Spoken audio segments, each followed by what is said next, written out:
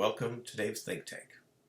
Today on the Think Tank I'm going to be doing a pinball repair, but before we get into that I wanted to tell you a little bit about this item. This is the item we're going to be installing on the pinball machine today. It's called a memory capacitor, sometimes also called a supercapacitor. This one is rated 5.5 volts and 1.5 farads. A lot of the people I've seen using them use that. I've also seen them for sale on pinball websites for 5.5 volts and 1 farad. So if it's 5.5 volts, somewhere in the vicinity of 1.5 farads, you probably got the right thing.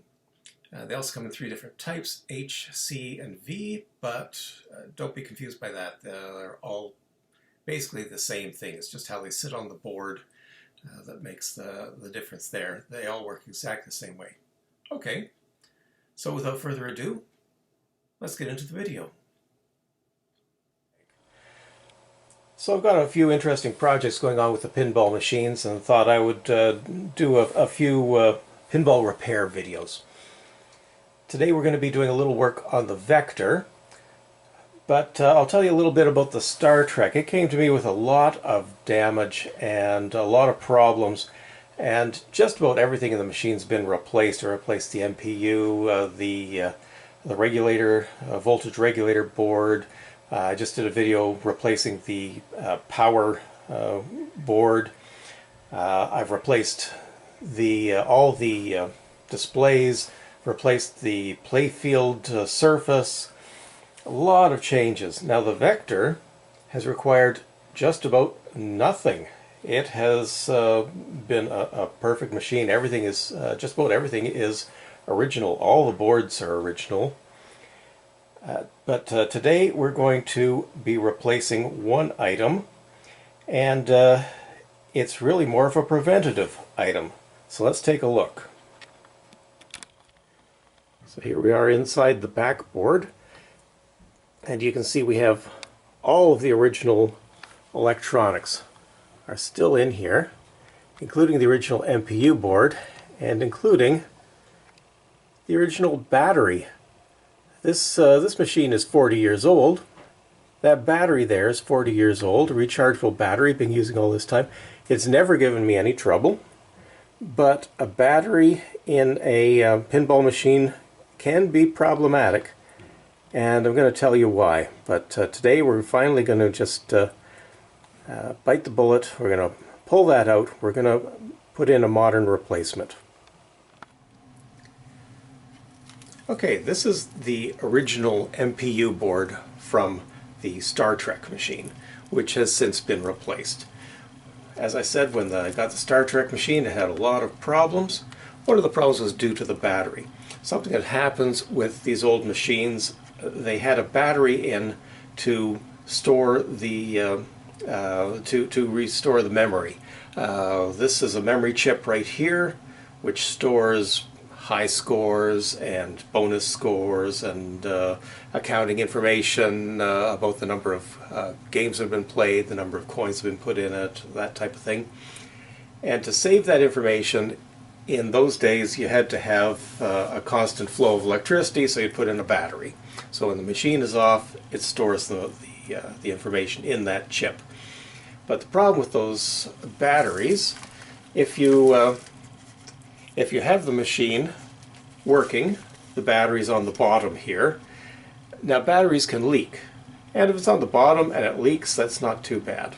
But if you happen to have stored the machine and you've put this away like that, the battery leaks and it runs all over your board here, and it can play havoc with your traces on the back of this. So there were a lot of problems back here in this area here. So all of these electronics in here, I've replaced a number of them over the years, trying to resolve various problems, various transistors and resistors and capacitors and so on that are in this area appeared to be giving me problems, so you So you desolder them here, you pull them out, you replace them with a new part, and eventually it got to be too much, and I replaced the whole thing. Before I did that, I bought a new battery and put it in place. And I put it in such a way that it could be put on and taken off. I had a lot of trouble. It wasn't. I didn't play the game often enough to keep it powered up, to keep the rechargeable battery charged. So I set this up so I could take it off and I could plug it into my phone charger, and that seemed to keep the game going for a few years. Eventually, though, I had to replace the whole thing. So we have a number of options today that we can use to fix this problem. The $300 option is what I said. We replace the whole board, buy a brand new board. There's another option. You can replace this chip now with a chip replacement, which does not need a battery. So you can just clip off the battery, put in the new chip. That's a $100 option. We today are going for the $5 option. So I've ordered this part here. This is a memory capacitor, and what it does, it basically replaces the battery. So we can put this on the board here, we can attach the negative to the negative, positive to the positive, and this will back up that memory constantly. And you only have to turn on the machine for a few hours, and this gets charged up for a few months. So that is the option we are going for today. Now here's the board from the Vector machine, and it looks in incredible condition. Looks like brand new. Looks like nobody's done any work on it whatsoever. I'm not sure about this wire here. I tried looking at the schematics to figure out what it was up to. I think it's original work, though. It doesn't look like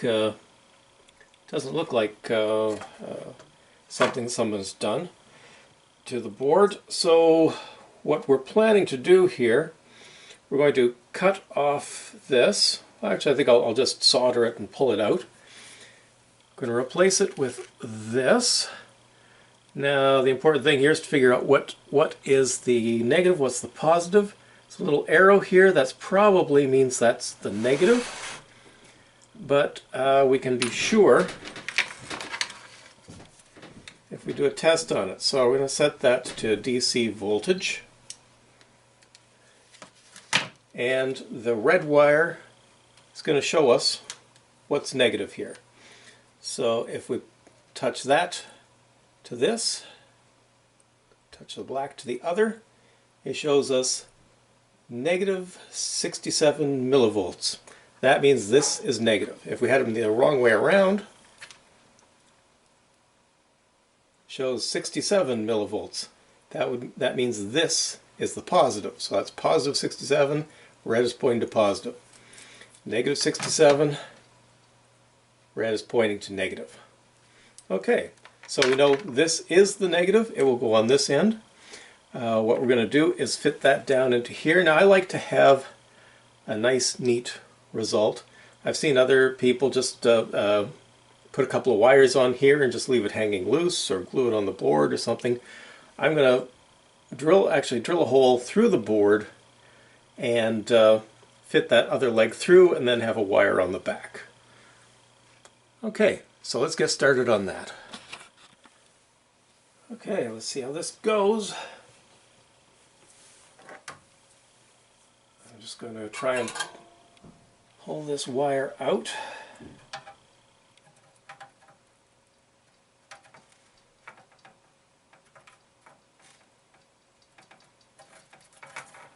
There we go. That one came nicely. Let's try this one.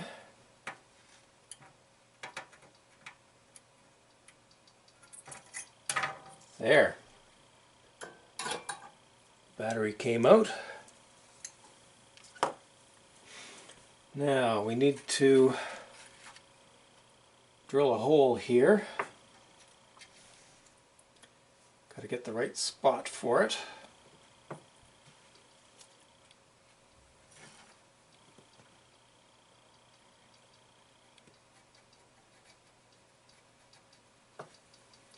Okay.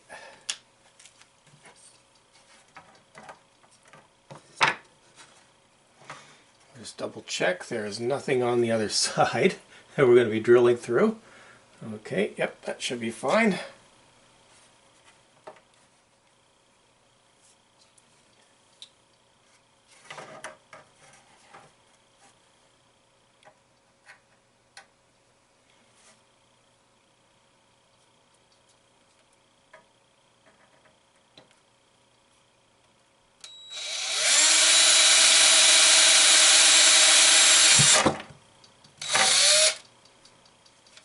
Okay, everything's going well so far.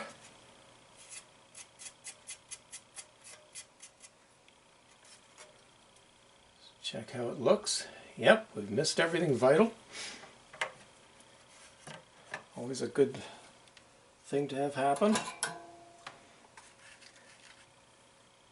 Now, okay, the negative goes into here.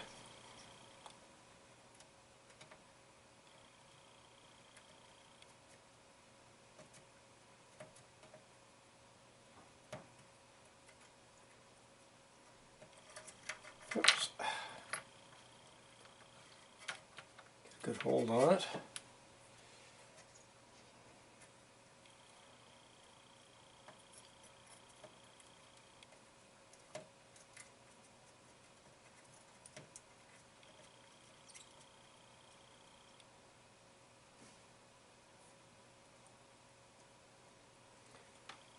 Okay, seems to be in.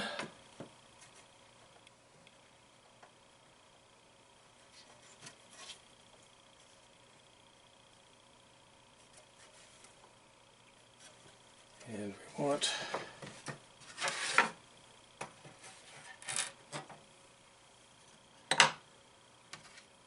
attach this wire. Oh, we don't have much of that poking through.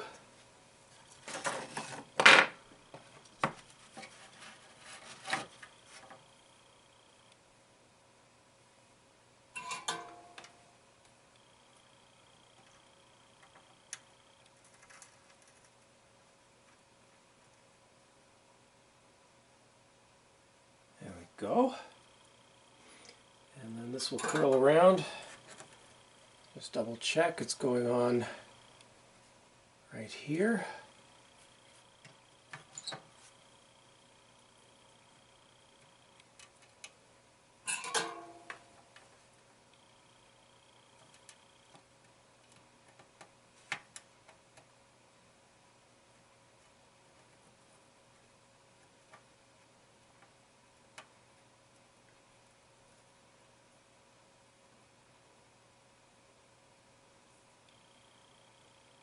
Yeah, I think we've done it.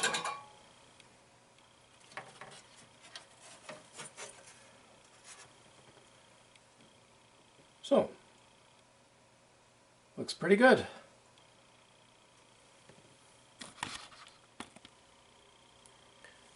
Okay, the board's back in place. And let's just turn it on. Count the flashes. I am a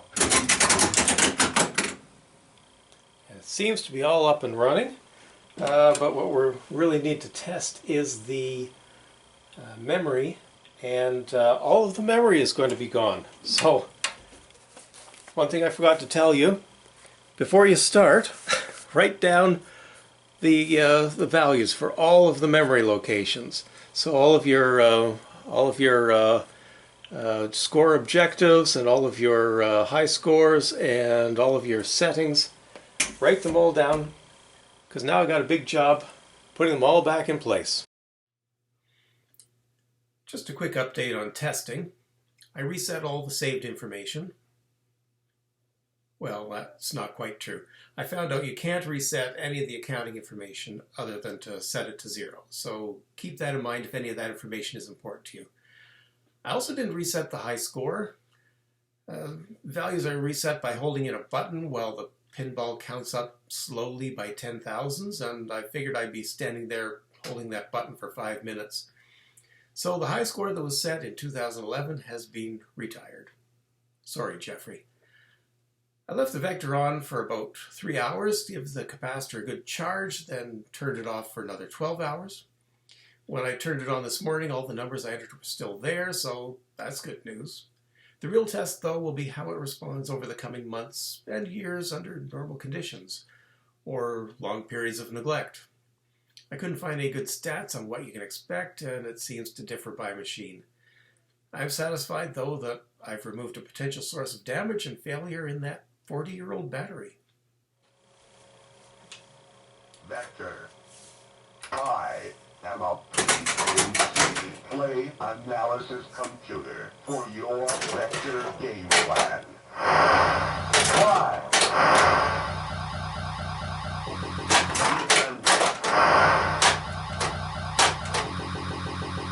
Take aim.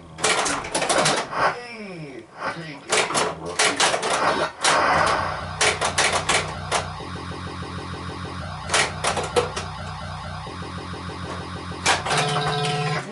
Vector record.